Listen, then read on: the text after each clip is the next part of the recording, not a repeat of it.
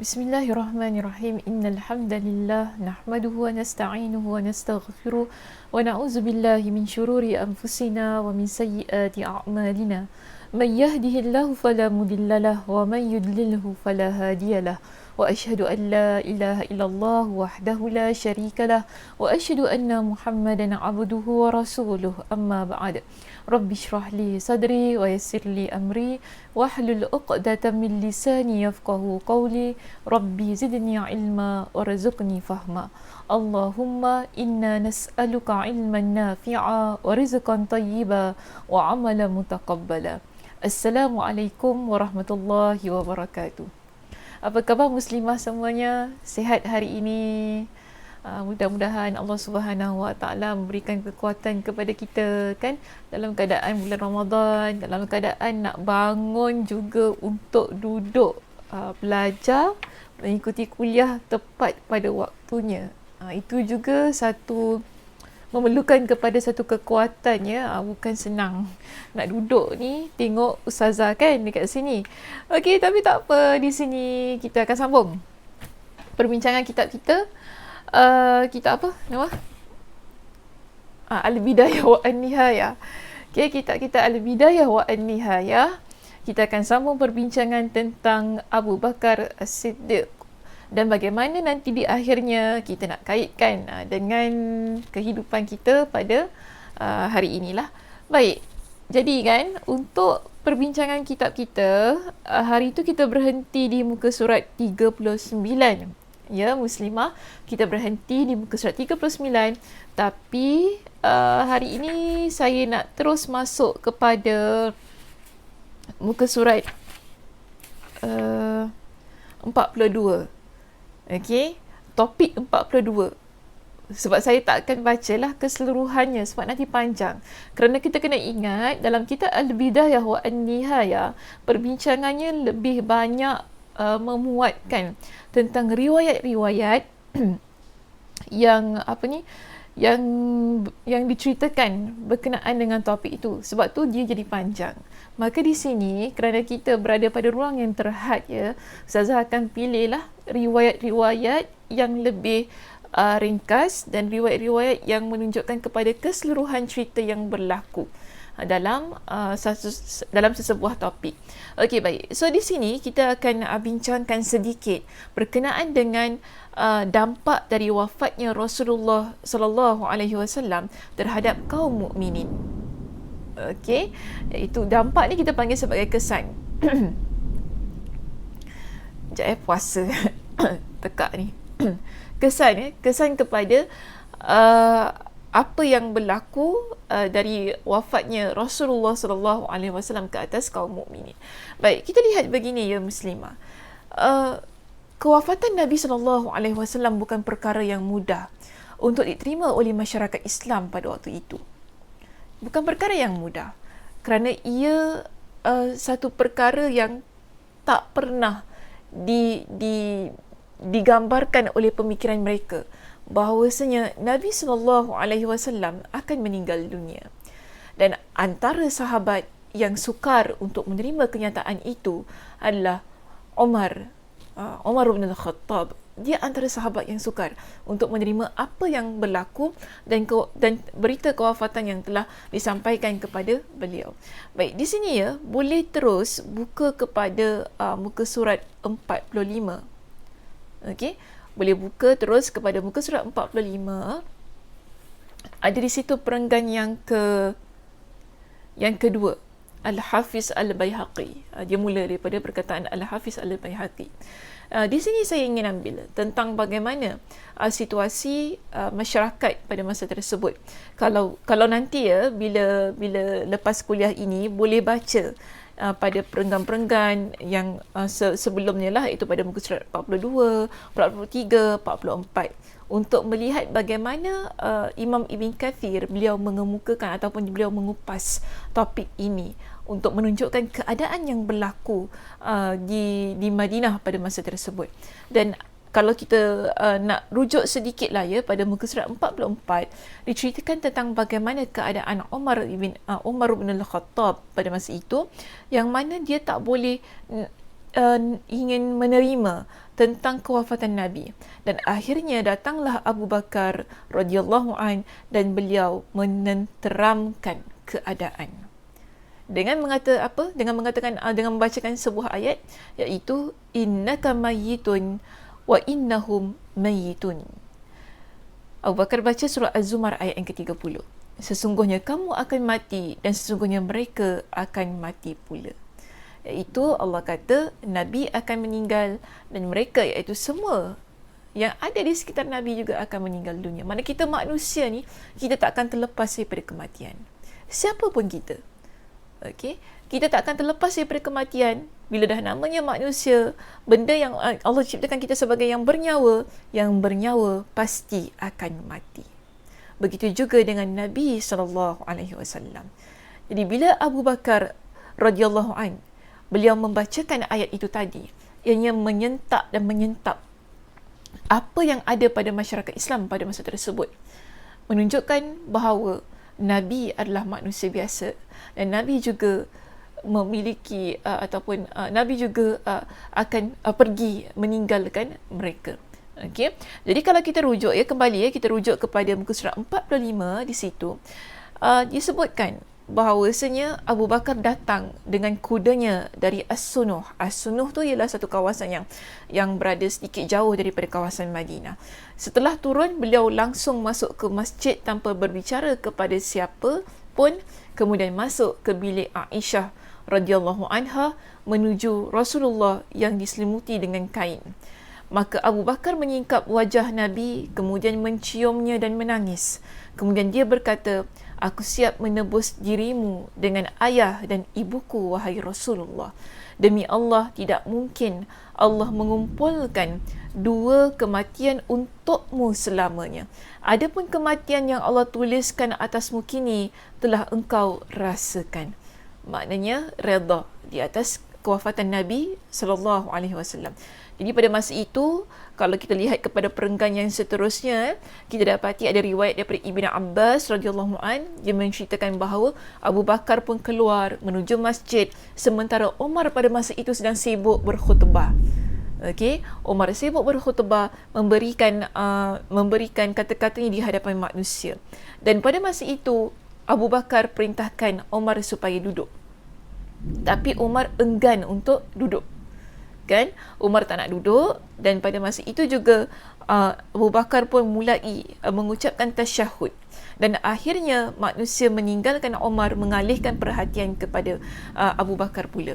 Sebab tadi masa Umar berdiri menyampaikan pidato, kata Nabi tidak mati dan sebagainya kan, maka di sini Abu Bakar datang. Abu Bakar nak tenteramkan Umar, suruh dia duduk kan, sebab Abu Bakar nak berbualah kepada orang ramai untuk mengumumkan kewafatan Nabi SAW. Tapi Umar degil, dia enggan, dia tak nak duduk. Maka di sini Abu Bakar pun terus berucap. Dia ucapkan tasyahud dan lalu memulakan khutbahnya. Dan pada masa itu orang ramai mula mengalihkan perhatian daripada Umar kepada Abu Bakar radhiyallahu an. Maka di situ kita lihat Abu Bakar pun berkata, amma ba'd, barang siapa di antara kalian yang menyembah Muhammad, maka sesungguhnya Muhammad sekarang telah wafat.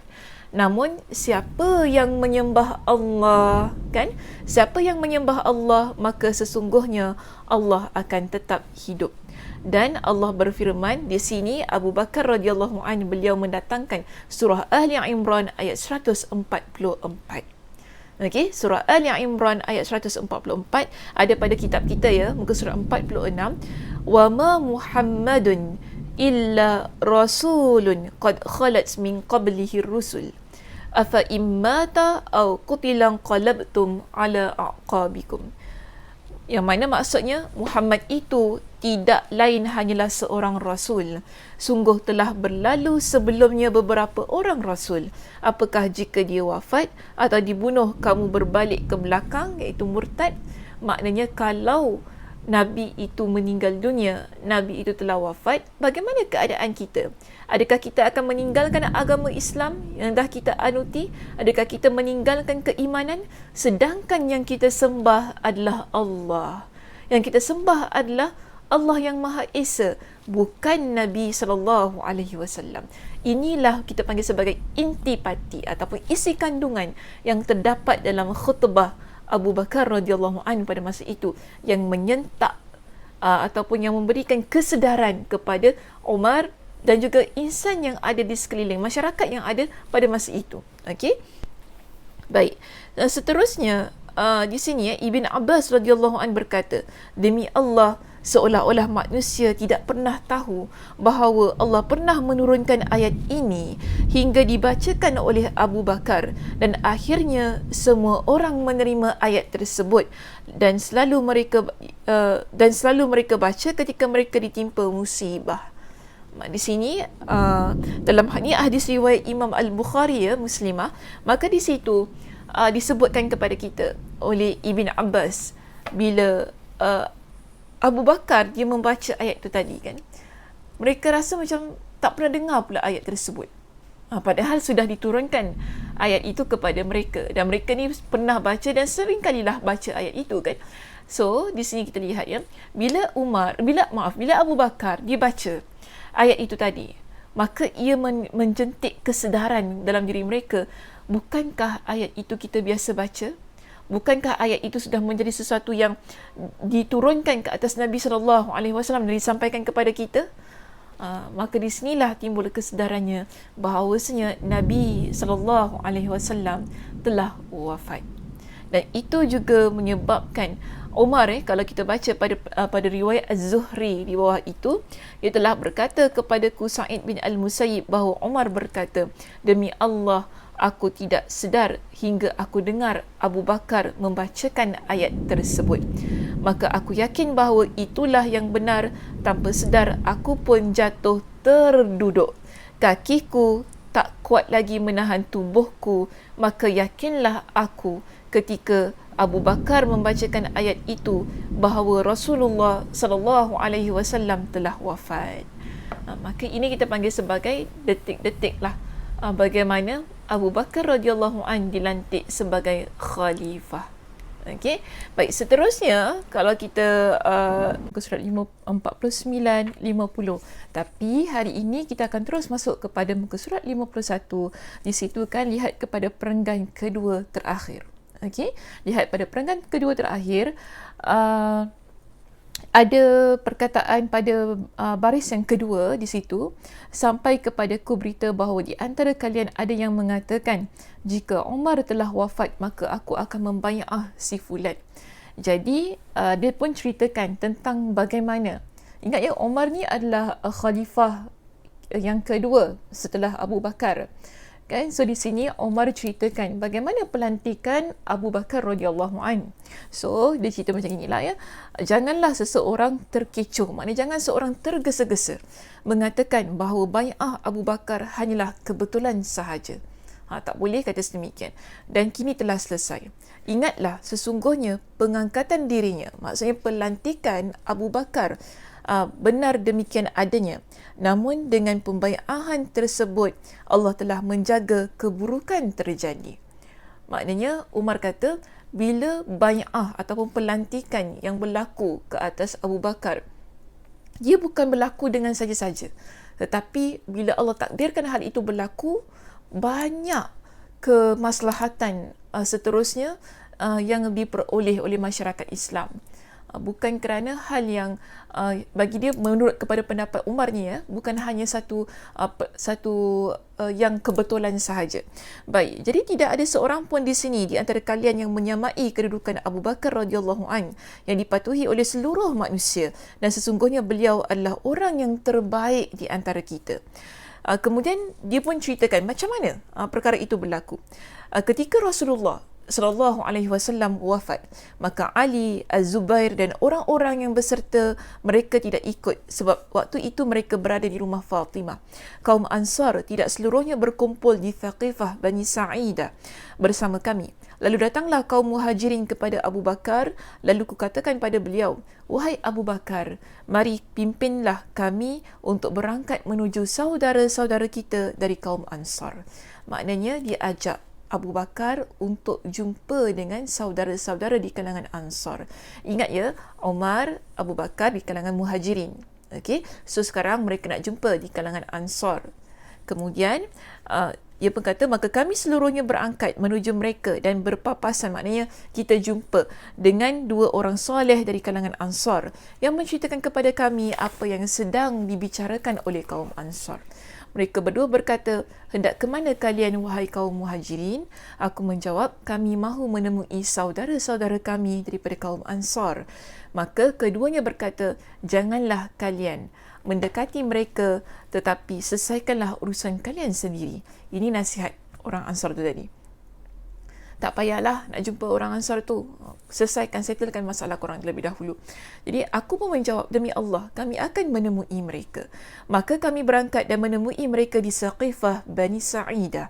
Ini tempat berlakunya pelantikan Abu Bakar radhiyallahu an. Yang punya dikata ternyata mereka sedang berkumpul dan di antara mereka ada yang seorang sedang berselimut. Jadi aku pun tanya, siapa yang sedang selimut ni kan? Dia tanya. Kemudian mereka jawab, ia adalah Sa'ad ibn Ubadah. Maka aku katakan, ada apa dengan dia? Kenapa dia selimut dekat sini kan? Orang semua sedang kecoh-kecoh tentang nak lantik siapa khalifah dan sebagainya. Tiba-tiba pula orang ni dia baring dalam keadaan yang berselimut. Jadi mereka kata apa? Dia sedang sakit. Sa'ad ibn Ubadah, dia sedang sakit. Jadi tak kala kami duduk, maka berdirilah salah seorang pembicara dari mereka. Jadi Umar dengan Abu Bakar duduk pada masa itu. Dan bangun salah seorang di kalangan Ansar, dia pun bercakap. Okay? Dia bercakap, kemudian dia kata apa? Amma ba'du, kami adalah kaum Ansar. Para penolong Allah, dan kalian wahai kaum Muhajirin adalah dari kalangan Nabi kami. Dan sesungguhnya telah muncul tanda-tanda dari kalian bahawa kalian akan turut mendominasi kami di sini. Di sini tempat kami tinggal dan di tempat tinggal kami ini, dan akan mengambil alih kekuasaan dari kami. Ini kata salah seorang di kalangan orang Ansar itu. Sebab kita kena ingat, penduduk Ansar ialah penduduk tetap Madinah. Okey, Muhajirin mereka adalah orang yang berhijrah daripada Makkah ke Madinah, tinggal di Madinah. Jadi bila Nabi SAW wafat, mereka kalau boleh mereka hendak yang dilantik sebagai penerus kepada kepemimpinan Madinah pada masa itu dan menggantikan posisi Nabi sebagai seorang pemimpin di kalangan mereka ialah di kalangan mereka sendiri, iaitu di kalangan Ansar. Sebab tu mereka kata apa? Di sini tempat tinggal kami, dan kami bimbang kalian akan mendominasi kami dan mengambil alih kekuasaan dari kami. Jadi ketika dia diam, maka aku ingin berbicara. Jadi ketika orang itu diam, Umar kata dia ni nak cakap. Dia nak cakap bagi pihak kaum Muhajirin.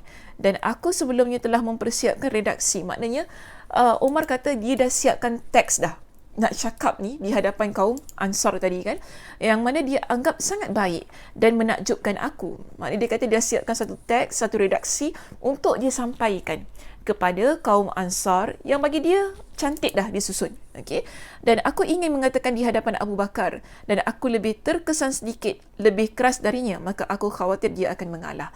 Mak di sini Umar kata dia bimbang kalau dia tak cakap, nanti bila Abu Bakar cakap, Abu Bakar ni kan lembut sikit kan jiwa dia. Jadi kalau dia cakap, bimbang nanti Abu Bakar ni cepat mengalah lah untuk melantik kaum Ansar sebagai pemimpin. Jadi di sini Abu Bakar maka aku khawatir dia mengalah, namun dia lebih lembut dariku dan lebih disegani. Tapi masalahnya Abu Bakar itu memang lebih lembut dan lebih disegani lah. Kalau dia berbual tu orang tak berapa nak bantah, begitu. Tapi kalau Umar ni bukan kita kata orang tak segan dengan Umar kan, bukan begitu. Tetapi kalau dibandingkan Umar dengan Abu Bakar lebih disegani. So ini bentuk penghormatan yang Umar sebutkan tentang Abu Bakar radhiyallahu an. Kemudian maka Abu Bakar mencegahku berbicara dan berkata, tahanlah sebentar. Jadi Abu Bakar kata, nanti dulu jangan cakap. Okay, jangan cakap. Maka aku enggan membuatnya marah sebab dia lebih berilmu dariku dan lebih disegani. Dan demi Allah, tidak satu pun kalimat yang aku persiapkan dan aku anggap baik kecuali beliau sampaikan dengan ekspresinya yang begitu baik dan lancar, bahkan lebih baik dariku, hingga akhirnya dia diam. Jadi Umar cerita, Abu Bakar pun berbicara. Bila Abu Bakar berbicara, bila dia nampak Abu Bakar berbicara di hadapan kaum Ansar itu tadi kan, penuturan Abu Bakar, dia kata lebih baik daripada penuturan dia, lebih fasih daripada penuturan dia, dan dia kata bahawasanya itu adalah satu ucapan yang lebih baik daripada dia. Dan sampailah Abu Bakar diam. Beliau berkata, amma ba'du, apapun mengenai kebaikan yang telah kalian sebutkan, maka benar adanya, dan kalianlah pemilik kebaikan-kebaikan itu. Kan sebab tadi kaum Ansar kata mereka itu adalah membantu Nabi SAW, mereka adalah penolong Allah. Maka Abu Bakar acknowledge. Okay, Abu Bakar kata betul. Itu adalah sesuatu yang telah kalian sumbangkan untuk agama ini. Kemudian yang dia tak nafikan. Namun dia kata orang-orang Arab hanya mengenal kabilah ini, yakni Quraisy, secara nasab mereka lah yang paling mulia di antara bangsa-bangsa Arab. Dan pada masa itu satu penetapan yang telah diketahui di kalangan bangsa Arab ialah bila sekiranya nak melantik seorang pemimpin, maka terbaik adalah dari kalangan Quraisy. Kalangan Quraisy ni lah daripada Makkah. Okey, maka secara nasab mereka lah yang paling mulia di antara bangsa-bangsa Arab. Demikian pula tempat tinggal mereka adalah yang paling mulia daripada seluruhnya, iaitu Makkah, kan, tempat tinggal yang paling mulia. Kerana itu aku rela jika urusan kekhalifahan ini diserahkan kepada salah seorang dari dua lelaki ini. Ya, terserah kalian memilih antara keduanya. Kemudian Abu Bakar menarik tanganku dan tangan Abu Ubaidah ibn Al-Jarrah. Jadi Abu Bakar sebenarnya dia sarankan, kalau nak lantik khalifah, lantiklah Umar ataupun Abu Ubaidah, dua nama ini. Okey, tapi Umar kata apa? Aku tidak sedikit pun merasa benci dengan semua perkataan Abu Bakar, melainkan yang satu ini, iaitu tentang pelantikan yang mana Abu Bakar sarankan dia menjadi khalifah, kan? Jadi dia rasa macam, asal pula saya yang disarankan oleh Abu Bakar. Kemudian dia kata, jika aku maju dan dipenggal kepalaku namun tidak menanggung beban ini lebih kusukai daripada aku memimpin orang-orang yang terdapat di dalamnya Abu Bakar, kecuali jika diriku kelak berubah sebelum mati. Maknanya apa yang dikatakan oleh Umar di sini, kalau dia dipenggal leher itu lebih baik daripada untuk melantik diri dia sebagai pemimpin, yang mana dalam itu yang dia nak pimpin adalah Abu Bakar. Kerana kita dah jelas tadi kan, Umar ni amat segan dengan Abu Bakar, kerana bagi dia Abu Bakar lebih berilmu daripada dia, dan Abu Bakar adalah orang yang sepantasnya untuk menjadi khalifah selepas Nabi SAW. Jadi di sini kan tiba-tiba di kalangan Ansar ni pula dia kata, dari kami seorang pemimpin dan dari kalianlah pilihlah seorang pemimpin wahai orang-orang Quraisy. Jadi tiba-tiba pula ada saranan daripada orang Ansar. Dia kata, tak apalah kita lantik dua pemimpin, satu di kalangan Ansar, satu lagi di kalangan Quraisy, macam gitu kan. So boleh ke satu tempat ada dua pemimpin? Dia akan menimbulkan banyak kekecohan kalau sekiranya satu tempat memiliki dua pemimpin, kan? Kemudian kemudian Umar pun melanjutkan, maka mulailah orang-orang mengangkat suara dan timbul keributan hingga kami mengkhawatirkan terjadinya perselisihan. Maka aku pun katakan, hulurkan tanganmu wahai Abu Bakar. Maka beliau menghulurkan tangannya dan aku segera membai'ahnya. Maka beliau menghulurkan maka seluruh muhajirin turut membai'ah, yang kemudian diikuti oleh kaum Ansar, dan kami tinggalkan Sa'ad bin Ubadah hingga ada yang berkomentar dari mereka tentangnya, kalian telah membinasakan Sa'ad. Maka aku sambut, hanya Allah lah yang boleh membinasakan Sa'ad. Maka di sini kan, bila Umar dia nampak orang dah kecoh-kecoh sampai nak lantik dua pemimpin pada masa itu, Umar pun terus dia mengambil satu inisiatif yang cepat. Dia kata apa kepada Abu Bakar? Wahai Abu Bakar, hulurkan tangan engkau untuk aku bai'ah sebagai khalifah. Jadi Abu Bakar pun terus hulurkan tangannya, dan Umar angkat Abu Bakar sebagai khalifah, bai'ah dia sebagai khalifah, diikuti oleh seluruh kaum muhajirin, dan seluruh Ansar pun kemudian mengikuti pembai'ahan tersebut. Inilah kita panggil bagaimana Abu Bakar dilantik sebagai khalifah, dibai'ah sebagai khalifah kalau menurut kepada bahasa yang ada dalam kitab Al-Bidayah wa An-Nihayah ini. Okey, kemudian kita lihat Umar pun kata, demi Allah kami tidak pernah menemui perkara yang lebih berat dari perkara bai'ah terhadap Abu Bakar, dan kami sangat takut jika kami tinggalkan mereka tanpa ada yang dibai'ah, maka mereka kembali membuat bai'ah. Jika seperti itu kondisinya, kami harus memilih antara mematuhi bai'ah mereka padahal kami tidak merelakannya, atau menentang bai'ah yang mereka buat yang pasti akan menimbulkan kehancuran. Maka barang siapa membai'ah seorang amir ni maksudnya ketua, tanpa musyawarah, itu tanpa musyawarat, tanpa berbincang kan terlebih dahulu, bai'ahnya dianggap tidak sah dan tidak ada bai'ah terhadap orang yang mengangkat bai'ah terhadapnya, keduanya harus dibunuh. Ini pendapat Umar. Okey, itu pendapat Umar radhiyallahu an. Kemudian yang kita lihat ya muslimah di sini pada muka surat 54.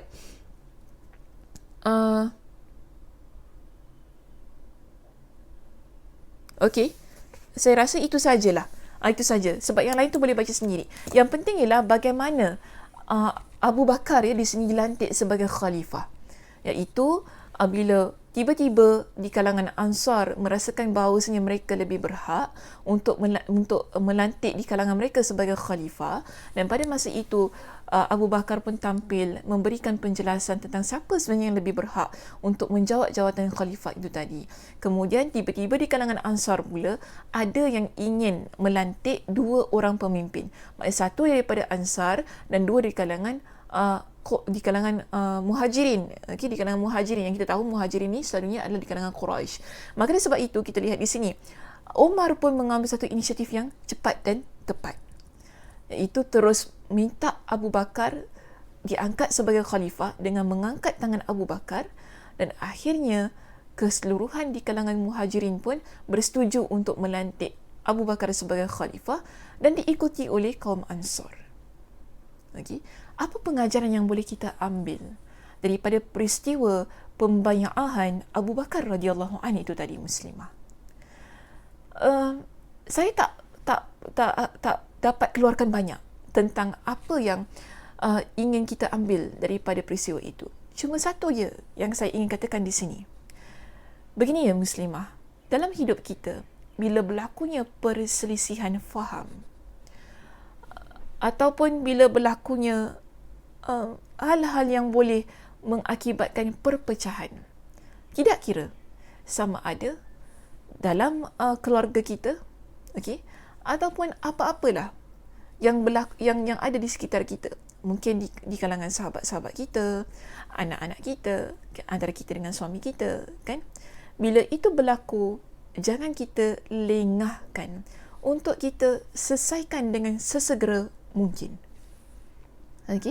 Kalau berlaku perselisihan faham itu tadi, jangan kita lengahkan untuk kita selesaikan dengan segera mungkin. Sebagaimana Umar tadi, dia mengambil satu inisiatif untuk menghalang daripada berlakunya satu situasi yang lebih buruk. Sebab kita tahu begini, bila tercetusnya perselisihan faham di kalangan kita, dan kalau kita tidak hentikan perselisihan faham itu tadi, dia boleh mengakibatkan berlakunya fitnah, kan? Berlakunya perpecahan, berlakunya kekecohan, pergaduhan, dan kita tidak mahu itu berlaku dalam keluarga kita. Saya nak ambil satu pendekatan yang lebih dekat ya, itu dalam keluarga kita. Kalau itu berlaku, kita tidak mahu, contohlah di kalangan anak-anak kita, kan, kalau berlakunya perselisihan faham, kita sebagai ibu ya muslimah kena cepat-cepat untuk settlekan perselisihan faham itu tadi supaya ia tidak berterusan. Supaya ia tidak berterusan. Sebab apa? Kita tidak mahu dalam keluarga kita sendiri berlakunya pertelingkahan, perselisihan. Kan? Kalau kita lihat tadi contoh yang berlaku di Saqifah Bani Sa'idah, ketika nak timbulnya satu kekicauan, cepat-cepat Umar dan Abu Bakar radhiyallahu anhu pada masa itu, mereka cepat-cepat settlekan, selesaikan. Kerana apa? Tidak mahu masyarakat berpecah belah. Tidak mahu di kalangan masyarakat timbulnya fitnah, saling tuduh-menuduh, kan, saling tidak menghormati antara satu dan yang lain. Kerana mereka ada urusan yang lebih besar untuk diuruskan, iaitu pengebumian Nabi sallallahu alaihi wasallam. Maka sebab itu kita ambil contoh itu tadi. Kalau ia berlaku dalam keluarga kita, maka kita sebagai seorang ibu contohnya, ataupun kita kakak lah katakan, okey, ataupun kita sebagai seorang teman lah kata, dalam keadaan apa-apa keadaan lah tadi, kita letakkan situasi kita dalam beberapa keadaan, dalam keluarga, dalam urusan kita sebagai seorang ibu, okey, sebagai urusan kita sebagai kawan, seorang teman kepada teman-teman muslimah kita. Apa yang seharusnya kita lakukan bila berlakunya perselisihan faham? Adakah kita perlu jadi batu api? Ataupun orang yang merapatkan dan menghadang daripada berlakunya permusuhan? Lebih-lebih lagi kita muslimah hari ini, kita di dalam bulan Ramadan. Kalau kita ambil lah, kita tak kata bulan Ramadan ni orang tak gaduh. Tak. Bulan Ramadan ni kadang-kadang dia adalah bulan yang menjadi tempat berlakunya kekecohan. Sebab apa? Orang lapar. Orang lapar, orang haus. Kan? Kesabaran itu diuji. Maka kita dalam keadaan yang lapar, haus, dahaga ni kan, kemudian berlaku hal-hal yang menuntut kesabaran yang tinggi ni, kadang-kadang orang tak sabar. Berlakulah kekecohan, berlakulah pergaduhan. So, apa role kita? Apa peranan yang perlu kita mainkan di sini? Dalam bulan Ramadan ni kan, bagaimana? Apa yang perlu kita ambil? Pegang kepada hadis Nabi. Yang Nabi ajarkan kepada kita tentang apa seharusnya yang perlu kita lakukan kalau berlaku perselisihan faham antara kita dalam keluarga, dalam antara kita anak beranak kan. Mungkin dalam keluarga tu ialah kita dengan suami, ataupun kita anak-anak kita yang ada di sekitar, ataupun kita dengan mak kita contohnya kan, atau kita dengan ayah kita dengan adik-beradik kita. Apa yang seharusnya kita lakukan?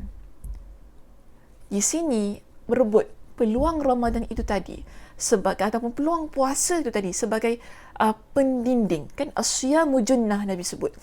Ada dua keadaan yang Nabi sebutkan. Kedua-duanya dalam riwayat Imam Al-Bukhari. Nabi kata apa? Bila seseorang itu berpuasa, fala yarfuth wala yajhal. Bila orang berpuasa, puasa itu dijadikan sebagai perisai kan. Sebelum itu Nabi sebutkan asyamu junnah fala yarfuth wala yajhal. Puasa itu adalah perisai. Maka janganlah kalian berkata keji, janganlah buat perkara-perkara yang bodoh ataupun perkara yang sia-sia. Dalam riwayat yang lain Nabi kata apa? Fala yarfuth wala yaskhab. Kan? Wala yaskhab.